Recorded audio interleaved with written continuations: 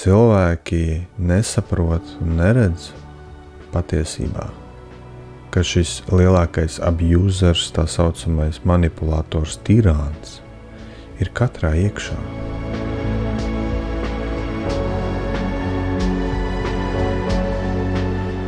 Viņu pašu, šis tirāns, šis manipulators, abusers, čakarē, izmanto, manipulē, baida, ietekmē.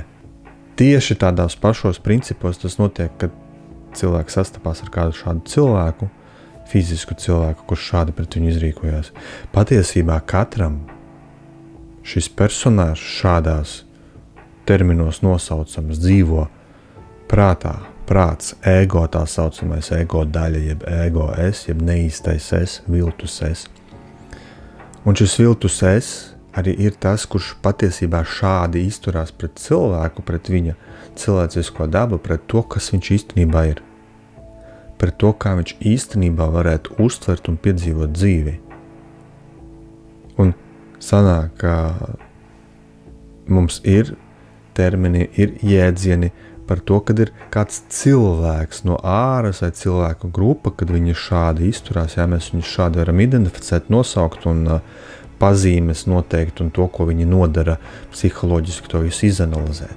Un pateikt, ka tas nav veselīgi un tas viss ir sarkanās, dzeltenās svītras, un tad ir kaut kas tāds notiek, ja ir iespējams, tad no tā viss ir jāatvadās, lai neturpinātos tālāk. Bet šo tirānu, šo abuseri, šo manipulatoru, kas ir iekšpusē katrā, cilvēki nes kāpēc neredz. Un filmā Revolvers tas bija ļoti labi parādīts. Jā. Man patīk šī filma, es viņu ļoti daudziem esmu ieteicis un visu kaut kur arī esmu viņu pieminējis dažādos video savos. Tur bija ļoti laba frāze, ka vislielākais ienaidnieks noslēpsies tur, kur tu vismazāk viņu meklēsi. Un tas arī ir tas vislielākais manipulators, abusers un tirāns noslēpsies tur, kur tu vismazāk viņu meklēsi. Prātā. Un izliksies par to, ka tas it kā esi tu, bet patiesībā tas neesi tu, jo īstā daba nav prāts. Prāts ir tāds pats instrumentārijs, tāds pats mehānisms. Kā es saku, ka visiem cilvēkiem šī mentālā pasaule viņa, kas veido viņu fiziski un to, ko viņš piedzīvo, ir pakļauta. Viņu pārvalda šis manipulators. Kāpēc viņš tāds ir? Šis prāts, ego daļa, tur visi tie modeļi. Kāpēc viņi tādi ir? Tas ir cits stāsts. Tas ir tas, ar ko es strādāju ar cilvēkiem, jo ne visiem ir dota iespēja un nav tik viegli tas izdarāms, ka tu vari tā un tu tāds atslēdzies no tā un ieraugi, ka tas, kas tur runājās, ka tas neesi tu, ka bez tā runātāja tu tāpat eksistē un paliec. Un, ja tur nekas nerunā, viss notiek tieši tāpatās, tad tas ir tikai kaut kāds mentāls domu process. Un šim manipulātoram, abuzeram, iedomājieties, ir šāds spēks un šāda jauda, ka viņš var nogalināt cilvēku. Var padarīt viņu depresīvu, nomāktu, slimu, fiziski viņu ietekmēt. Var likt viņam izlikt pa logu. Var likt viņam ēst pēc tam vēmt, tādā veidā fizisko ķermeni iznīcinot. Iedomājieties, tas ir vislielākais, visstrakākais, visārprātīgākais manipulators, abusers, kāds vienkārši ir. Un pie tam vēl viņu jūs, tie, kas mani skatās, jūs acīm redzat, nojaušat, bet lielākā daļa cilvēku nemaz nenojauš, ka viņš atrodas, mīt un liek darīt visas tās lietas, kur pēc tam ciešanas. Ja jūs paraudzīsieties tīpaši uz mūsu sociumu, rietumu pasaules sociumu, tad tas ir izteikti cietēju sociums, nelaimīgu cilvēku sociums. Ja mēs sadalīsim pa emociju gammas, attiecībām un daļām, saliksim visus cilvēkus, pastīsimies, cik daudz kādās tā saucamā emocionālo nokrāsu frekvenču enerģiju stāvokļos atrodas cilvēks, tad parādīts visas tās sajūtas, visas tās emocijas un atbilstoši viņām šīs frekvences, jeb enerģētiskie līmeņi, kas kam atbilst. Lielākā daļa cilvēku uzturās apakšējos līmeņos. Un kā galvenais tas, kurš viņus tur, ir šis iekšējais ego, šis manipulators, abusers, tirāns, diktators, galvenais, kurš liek mocīties, liek būt tajās visās pelēkajās nokrāsās, izved šo vilšanos, vainas apziņu, dusmas, kaunu, bailes visas. Un viņš visu laiku uztur tajās sajūtās. Un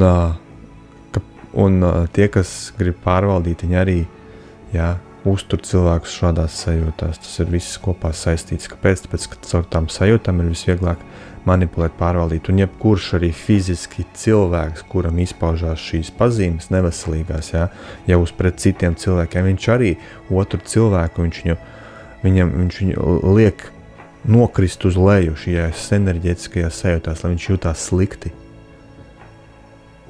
Un manipulēt tajās viņās sajūtās. Jo augstāk tu ej, tur ir kas, tur ir mīlestība, tur ir došana, pieņemšana, uzticēšanās, paļaušanās, vēlme dot bez nosacījuma, vienkārši dalīties ar to, kas tev ir, abrīna, laime, mīlestība, prieks, iedvesma. Pat dusmas, agresija ir pa vidu. Kad rodas dusmas, viņas ir daudzreiz spēcīgāka enerģija un pozitīvāka nekā bailes, kauns, tās pašas bailes, kaut kāds nosodījums. Viss šīdais, Līdz ar to pieņemsim, ka tev rodas dusmas par to, kā tu jūties. Tu caur tām dusmām var izraut sev ārā. Un ko es ar to gribu teikt? Ka meklējiet šo, centieties viņu ieraudzīt šo, ka tas galvenais abusers, manipulators un šis viss pasākums, viņš ir jūsu pašu. Jūs nevarat no viņa aizmukt, jo kaut ko darot, kaut kur skrienot prom, viņš jums nāk līdzi. Viņš var apklust tajos brīžos. Un tāpatās kaut kad viņš tur izrauj, pieņemsim situāciju, lūk, meitene, sieviete rūpējas par savu fizisko ķermeni, tur riktīgi kopja sejas ādu, riktīgi skrien, tur viss labi, cenšas ieturēt veselīgu sēdienreizi. Un tad viņa stāv pie spoguļa, skatās, vēro savu ķermeni. Un tur doma galvā. Var esams dibens tur vai kaut kas nav labi. Un tas liek viņai justies slikti.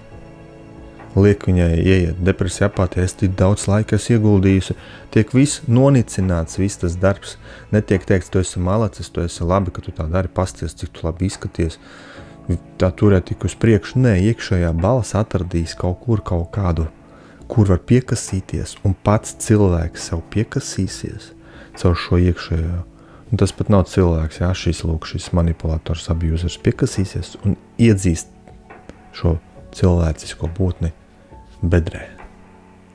Tas ir mentāls process, kaut kāda izdoma, kaut kāda doma, kas ir vārdi galvā. Tie pat vārdi domas nav tavi, viņam ir konkrēts avotiņš, no kurienes tas viss nāk, bet cilvēks sāks justies slikti, neskatoties uz to, ko viņš dara labi. Pats sevi, var teikt, izčikrē. Lūk, tas ir tas, kur slēpjās šis lielākais abusers, ienaidnieks, manipulators. Līdz brīdim, kamēr netiek identificēts, netiek pastrādāts ar visu to negatīvo, no kurienes tas viss velkās, tādā veidā atverot ceļu kaut kam jaunam. Jo tas ir tas pats instrumentārijs, tā pati vieta, ar kur var izpausties kardināli pretējais. Var iet iedvesma, idejas, domas, pozitīvie tie impulsi, domāšana, Viņš var strādāt arī pretējā virzienā. Bet sociumam, civilizācijai, cilvēcei to jomu, es saku, ir pārņēmis lūk šis neredzamais, šis abusers, tirāns un manipulators. Un iepirinājies dziļi iekšā. un katram viņš ir klātesošs.